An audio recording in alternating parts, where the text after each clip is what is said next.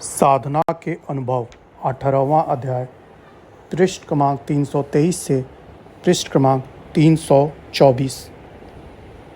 ऐसी मानशीलता तुम्हारे विचारों को बेगामी नहीं बना पाएगी, बल्कि तुम्हारी बुद्धि को विकसित करेगी अर्थात खोलेगी। उस समय तुम्हारा दिमाग फूल जाएगा, उसके पंख हरकत में आ जाएंगे और अधिक तेज़ी से काम करने लगेंगे। दिमाग जितना बढ़ता जाएगा उतना ही प्राण शक्ति उसमें प्रवेश होती जाएगी। यह जीवनी शक्ति जितना अधिक हमारे अंदर आ जाएगी उतने ही बड़े आदमी हम संसार में हो जाएंगे। यह मनन की एकाग्रता और निरोध ही है जो विषय को लक्ष्य रखकर किया जाता है। इसलिए यह जीवनीय शक्तिदाता है। पढ़ने लिखने या दूसरे के उपदेश सुनने से इतना ही तात्पर्य नहीं होता कि हम उन लिखने वालों या कथन करने वालों के विचार जान जाएं, बल्कि उसके द्वारा अपनी विचार शक्ति और विवेक शक्ति प्रबल बनाना हमारा ध्येय होना चाहिए। उसका उपाय विषय में तन्मयता के साथ मनन है। किसी प्रकार की एकाग्रता हो, चाहे अभ्यास की क्रिया की हो, चाहे विषय पर विचारने की हो, इससे दिमाग में थकावट अवश्य आती है। इसलिए उसे 15 मिनट से ही आरंभ करना ठीक पड़ता है। धीरे धीरे उसे बढ़ा देना चाहिए। जितना ही एक सहन होता जाए उतना ही समय अधिक देना ठीक पड़ता है। जो लोग इस प्रकार एकाग्रता का अभ्यास जारी रखते हैं उनके दिमाग कुछ महीनों के बाद ही खुलने लगते हैं और एक दिन वह परम बुद्धिमान ही नहीं बल्कि अनंत शक्तियों के मालिक बन जाते हैं। ऐसे लोग ही शांति प्राप्त कर सकते हैं, क्योंकि जीवन की किसी घटना पर, किसी समस्या पर उन्हें अधिक सोचने की आवश्यकता नहीं होती। ऐसा मनुष्य प्रश्न उठते ही उसका उत्तर अपने आप पाता है। उनकी शंकाओं का समाधान उनकी चैतन्य आत्मा ही कर सकती है। उनका अंतःकरण इतना साफ और निर्मल हो जाता है कि उसमें बिंब बिल्कुल साफ दिखाई देता है। आगे का भी और पीछे का भी।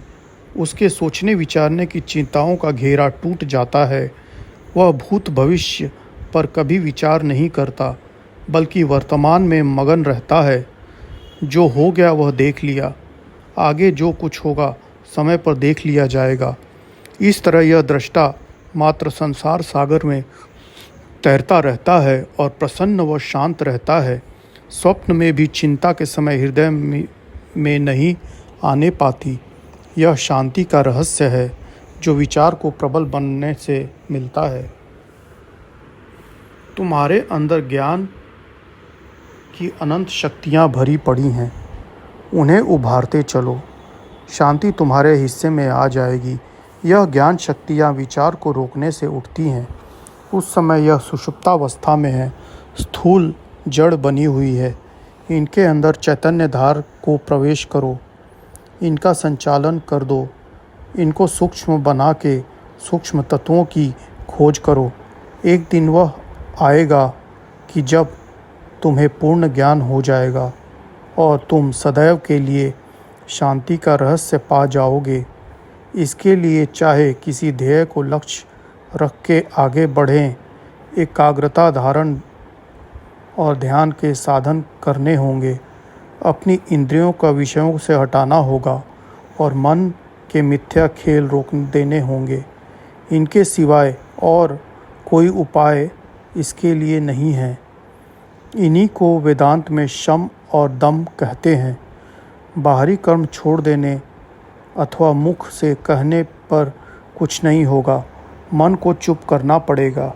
विचार चाहे वह बाहर के हों अथवा अंदर के, उन्हें रोकना पड़ेगा और इन्हीं के दमन से आत्म तत्व का साक्षात्कार हो जाएगा, जिसके जान लेने पर पूर्ण ज्ञान और पूर्ण शांति क्रम से मिल जाएगी। फिर और कुछ जानना नहीं रहेगा। सारी इच्छाएं जो तुमको बांधे हुए घुमा रही हैं समाप्त हो जाएंगी और तुम आनंद में गोते लगाने लगोगे। यह आत्मा अथवा ईश्वरीय तत्व की सबसे बड़ी जड़ है। यहाँ से ही सुख व दुख, हर्ष व शोक इत्यादि के स्रोत फूटे हैं।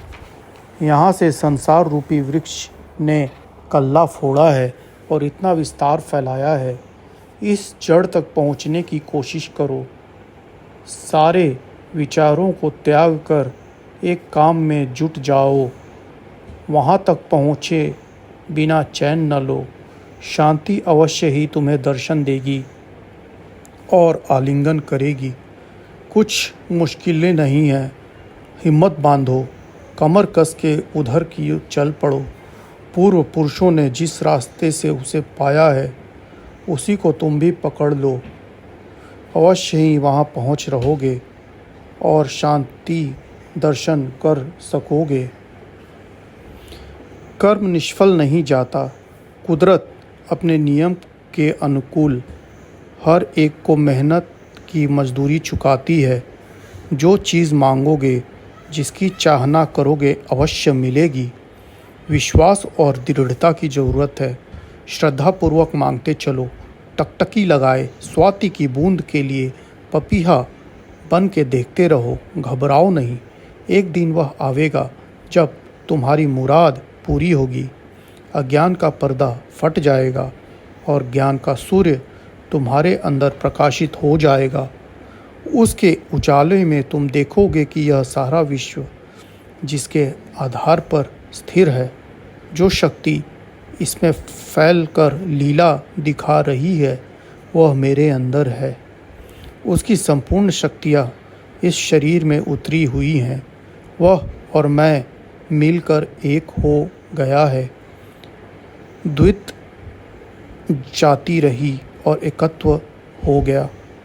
ऐसा स्थान जहाँ मैं और तू का बखेड़ा न हो, जहाँ अपने से अलग दूसरा दिखाई न दे रहा हो, जहाँ राग द्वेष, हर्ष शोक व झगड़े न हो, वहीं शांति रहती है। इस निज धाम में पहुँचने का उद्योग होना चाहिए। यही जीवन का असली ध्येय है।